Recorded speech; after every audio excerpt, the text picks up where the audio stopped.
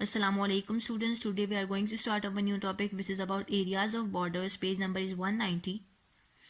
Okay, let's start from here. In the figure on the left, the area of the border is equal to the area of the large rectangle included the border minus the area of the small rectangle. Okay अगर आप लोगों ने इस border का area find out करना है तो इस बॉर्डर के एरिया को फाइंड आउट करने के लिए आप लार्ज रेक्टेंगल के एरिया को माइनस करोगे स्मॉल रेक्टेंगल के एरिया से. ठीक है, so area of border is equal to area of larger rectangle minus area smaller rectangle. Then area of border is equal to area of larger rectangle को find out करने के लिए आपने outer length को outer breadth के साथ multiply करना है माइनस एरिया स्मॉलर रेक्टेंगल को फाइंड आउट करने के लिए आपने इनर लेंथ को इनर ब्रेथ के साथ मल्टीप्लाई करना है. ठीक है, सो आपको इस फिगर से क्लियर हो रहा है कि अगर विड्थ हमें गिवन हो बॉर्डर की तो हमारे पास जो इनर लेंथ है वो किसके इक्वल होगी. आप आउटर लेंथ को माइनस करोगे twice time of this width. ठीक है, जो कि बॉर्डर की विड्थ है. ठीक है, underline this line. It is clear from the figure that if the width of the border is given, the inner length is equal to the outer length minus twice the width of the border. ठीक है, so आप width of the border आपको given होगी तभी आप inner length भी find out कर सकोगे, क्योंकि आपके पास जो inner length आ रही है वो किसके इक्वल आ रही है. outer length को जब आप माइनस कर रहे हो twice time of this width of the border तो आपके पास inner length आ रही है. ठीक है, तो उसके लिए width of the border होना ज़रूरी है. Next similarly inner breadth find out करने के लिए आप ये फॉर्मूला यूज करोगे outer breadth minus 2 times of width of the border. Alright, next page is page 191. अब यहाँ पे हमारे पास Note, if the road lies all around the field on the outside, then the length of the field including the road is equal to underline these lines. जब आपके पास जो road है वो लाई करी है अराउंड द फील्ड तो उस case में आपके पास लेंथ ऑफ द फील्ड का क्या फॉर्मूला होगा, जिसमें आपके पास रोड भी इंक्लूड हो रही होगी. उसका फॉर्मूला है length of the field plus 2 times of width of the road. ठीक है, similarly the breadth of the field including the road is equal to breadth of the field plus 2 times of width of the road. ठीक है, इन lines को आपने underline करना है क्योंकि ये आपकी एक्सरसाइज में यूज होंगे formulas. Now come to the exercise 14C. Question number 1. Find the total area of the 4 walls in each of the rectangular rooms having the following dimensions. Okay, आपने टोटल एरिया फाइंड आउट करना है 4 walls का जिसकी dimension हमें given है. इसका part 3 हम लोग करने वाले हैं. पार्ट 1 एंड 2 आपका होमवर्क है.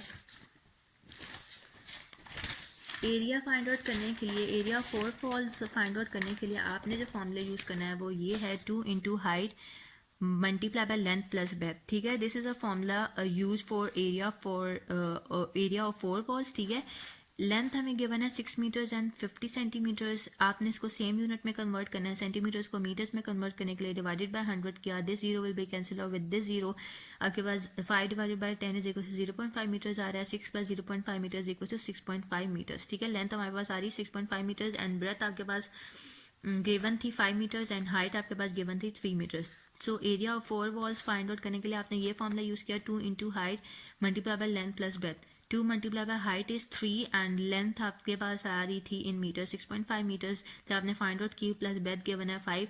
6.5 प्लस 5 इक्वल्स टू 11.5. इसको मल्टीप्लाई करने के बाद आपके पास आंसर आ रहा है 69 मीटर स्क्वायर.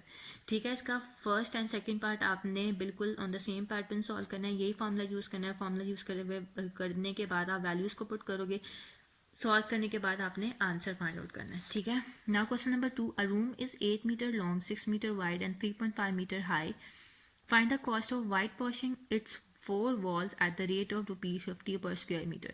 ओके, अब क्वेश्चन में हमारे पास क्या गिवन है, हमारे पास हाइट गिवन है, विड्थ गिवन है एंड लेंथ गिवन है. अब एरिया ऑफ 4 वॉल्स सबसे पहले आप फाइंड आउट करेंगे 2 into height multiply by length plus breadth. आपने फॉर्मूला यूज किया. ठीक है, 2 मल्टीप्लाई बाय हाइट की वैल्यू गिवन थी 3.5, length is 8 and breadth is 6. Solve करने के बाद आपके पास एरिया ऑफ 4 वॉल्स आ रहा है 98 मीटर स्क्वायर. ठीक है, अब कॉस्ट फाइंड आउट करने के लिए cost of white wash per square metre given है आपके क्वेश्चन में ₹50. Cost of white washing its 4 walls is equal to क्या होगा, आपने सिंपली इस 98 को जो कि आपके पास एरिया 4 वॉल्स आया था आपने 50 के साथ मल्टीप्लाई किया. आपके पास आंसर आ रहा है ₹4900. Alright, Question number 3. A gymnasium is 50 meter long and 30 meter broad. A running track 2.5 meter wide runs all around it on the inside. Find the area of the track. Okay, अब सबसे पहले तो आप area of gymnasium find out करेंगे. आपके पास length given है 50 metres, width given है 30 metres, width of our track given है which is 2.5 metres. Area of gymnasium find out करने के लिए लेंथ मल्टीप्लाई बाय विड्थ किया, 50 multiply by 30 is equal to 1500 metre square. अब हमने एरिया फाइंड आउट करना है इस जिम्नाजियम का विदाउट अ ट्रैक. ठीक है, अब विदाउट ट्रैक आपने इसका एरिया फाइंड आउट किया. वो कैसे आप एरिया फाइंड आउट करोगे विदाउट ट्रैक? फॉर एग्जाम्पल यहाँ पे मेरे पास ये एक बॉर्डर है. ठीक है, अब आपको inner length, this is inner length, this is inner breadth, this is outer breadth, this is outer length. ठीक है, इनर लेंथ फाइंड आउट करने के लिए आप आउटर लेंथ को माइनस करते हो 2 times of width of the border. अब यहाँ पे विड्थ ऑफ द ट्रैक आएगा 2 times of width of the track. तो आउटर लेंथ आपके पास गिवन है 50 minus 2 times of width of the track. Let's suppose width of the track आप x ले लो. ठीक है, तो 2x हो गया मल्टीप्लाई बाय इनर ब्रेथ के लिए आप outer breadth minus 2 times of width of the track करोगे. Outer breadth is 30 minus 2x कर लो. x is the width of the track. x हमारे पास विड्थ ऑफ द ट्रैक है विच इज 2.5. 2 मल्टीप्लाई बाय 2.5 किया तो 5 आ गया. 50 माइनस 5 मल्टीप्लाई बाय 30 माइनस 5. ठीक है, 45 multiply by 25 is equal to 1125 meter square. So area of track find out करने के लिए आपने एरिया ऑफ जिम्नाजियम को माइनस किया इस वैल्यूज के साथ. ठीक है, तो आपके पास आंसर आ रहा है एरिया ऑफ ट्रैक का 375 meter square. Alright. Okay, now question number 4. A garden 150 meter long and 80 meter wide has a road 4 meter wide all around on the outside. Find the cost of paving the road at the rate of rupees 120 per square meter. Okay, सबसे पहले था आपने area find out करना है garden का. ठीक है, आपके पास लेंथ भी गिवन है एंड ब्रेथ भी गिवन है. Length of garden is 150 meters, breadth of garden is 80 meters. Area of garden find out करने के लिए आपने लेंथ को ब्रेथ के साथ मल्टीप्लाई किया तो आपके पास 12,000 मीटर स्क्वायर आ रहा है. विड्थ ऑफ रोड गिवन है 4 मीटर्स. अब एरिया ऑफ गार्डन आपने फाइंड आउट करना है इंक्लूडिंग रोड. अब इसका फॉर्मूला हम लोगों ने नोट में पढ़ा है. आपने लेंथ प्लस 2 इंटू विड्थ किया एंड मल्टीप्लाई किया उसको ब्रेथ प्लस 2 इंटू विड्थ. ठीक है, क्योंकि ऑब्वियसली आपके पास फॉर्मूला तो लेंथ मल्टीप्लाई बाय ब्रेथ ही होता है ना. सो जब आपके पास रोड भी इंक्लूड होगी उस केस में आपके पास लेंथ किसकी इक्वल होगी? Length plus 2 into width multiply by breadth किसकी इक्वल होगी? Breadth plus 2 into width. ठीक है, जो कि हमने नोट में पढ़ा था. Length is 150 plus 2 into width. Width is 4, 2 multiply by 4 आपके पास क्या आएगा? 8 प्लस ब्रेथ इज आपके पास क्या था? Breadth 80. 2 multiply by width 2 4 are 8. ठीक है, सॉल्व करने के बाद आंसर आपके पास ये आ रहा है 13,904 meter square. Area of road find out करने के लिए आपने इन दोनों वैल्यूज को सब्ट्रैक्ट किया तो आपके पास एरिया ऑफ रोड आ रही है, एरिया ऑफ रोड आ रहा है which is 1904 metre square. Cost of paving per square metre given है in question ₹12. Cost of paving 1904 square metre is equal to क्या होगा? 12 को आपने इसके साथ सिंपली मल्टीप्लाई करना है. मल्टीप्लाई करने के बाद आपके पास ये आंसर आ रहा है ₹22,848. All right. Now question number 5.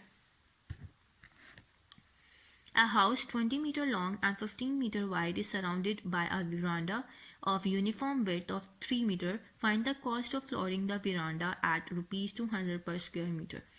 Okay, veranda को आप लोग जैसा उर्दू में बरामदा भी कहते हो. ठीक है, अब एक हाउस है उसकी लेंथ गिवन है 20 मीटर्स, ब्रेथ है 15 मीटर्स. आपने सबसे पहले तो area of house find out करना है.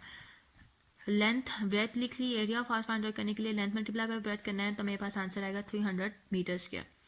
विड्थ ऑफ वेरांडा गिवन है 3 meters. Area of house plus veranda किसके इक्वल होगा? Length plus 2 into width multiply by breadth plus 2 into width. ठीक है, जो कि हमने प्रीवियस क्वेश्चन में फॉर्मूला यूज किए है वही फॉर्मूला. ठीक है, length is 20 plus 2 into width 6 आ जाएगा. 2 multiply by 3 is equal to 6. Multiply by breath is आपके पास आया 15 प्लस 2 इंटू विड्थ किया तो 6 आ गया. 20 plus 6 is equal to 26. Multiply by 21 is equal to 546 metre square. अब area of veranda find out करने के लिए आपने सिंपली 546 को इस 300 के साथ माइनस कर दिया. ठीक है, तो आपके पास एरिया ऑफ वेरांडा आ जाएगा which is 246 meter square. Cost of flooring per square metre given है ₹40. Cost of flooring